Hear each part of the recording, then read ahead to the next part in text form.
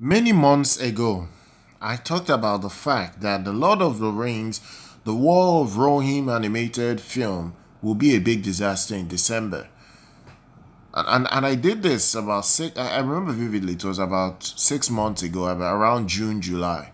I was talking about this project, that this was going to be a woke disaster, and it has happened. I know it took me a little bit of time to make this video and tell you guys about the box office disaster that it's become. But here it is, guys. This movie cost, Warner Brothers, $30 million, and it's only made $10.3 million globally in its first weekend. That's how much of a disaster this project is right now. It only debuted to $4.6 million in the US this past weekend, and it opened to a measly, and I repeat, measly $5.7 million internationally.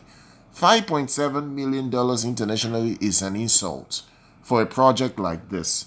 And I will say this, for the fact that it has only earned $10 million globally, it's already a certified flop.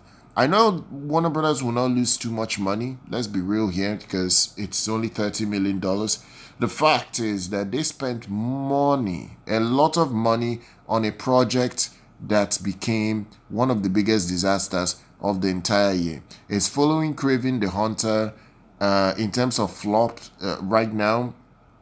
It's ridiculous how bad this thing has failed at the box office. And the funny thing is that if you look at the cast of the project, it doesn't even look bad. Like the casting looks good. You know, it has a lot of stars.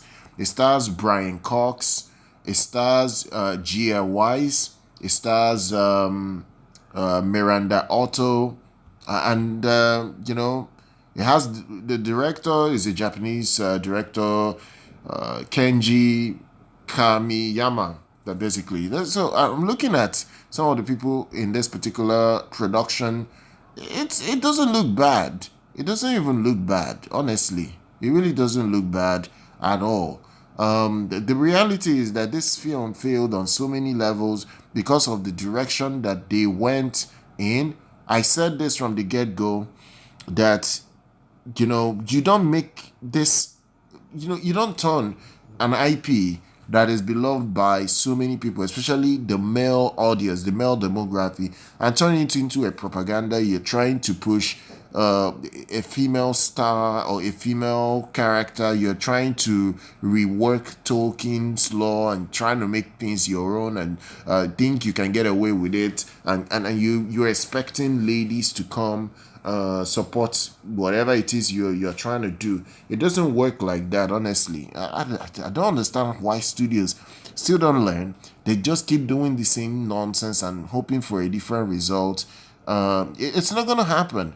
It's not gonna happen. 6 months back, I said this movie was gonna be a disaster in December, and lo and behold, it has happened. It's gonna be a disaster. It has happened, and here we are right now. It has a 51% score on Rotten Tomatoes from critics, and around 83% score from audience. Let's see what happens in the second weekend.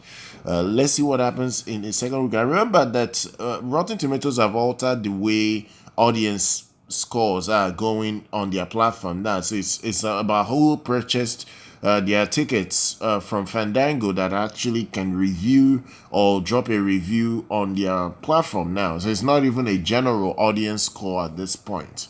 Just I want you guys to be mindful of this. But other than that, the box office is a disaster. If in the second weekend it improves, I'll still make another video and bring you guys what has happened.